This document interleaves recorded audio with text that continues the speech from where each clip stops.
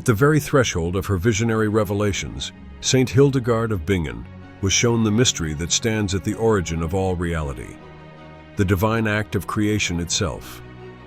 What she beheld was not a mechanical eruption of matter, nor a cold beginning of chance, but an act of infinite mercy and living flame. The universe in its first moment burst forth not from silence, but from the exhalation of divine love. She saw the Word, eternal and hidden in the heart of the Father, shining as a flame of knowledge and joy. And in the fullness of timeless will, that Word breathed, and from that breath came light.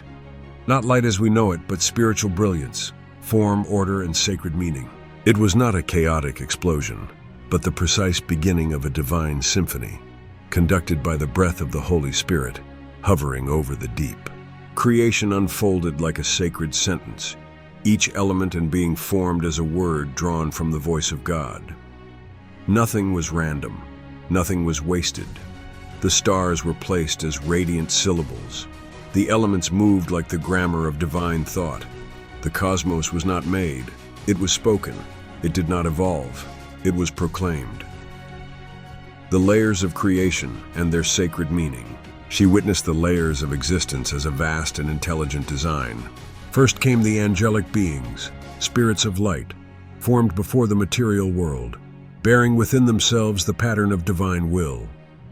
Then time itself was summoned, a vessel into which motion and change could pour. Then followed the spheres, the elements, the winds, the waters, the stones, the seeds. Each thing, even the smallest, bore divine significance. Hildegarde saw that every flower bloomed not by accident, but to glorify. Every bird that flew did so in rhythm with an unseen command.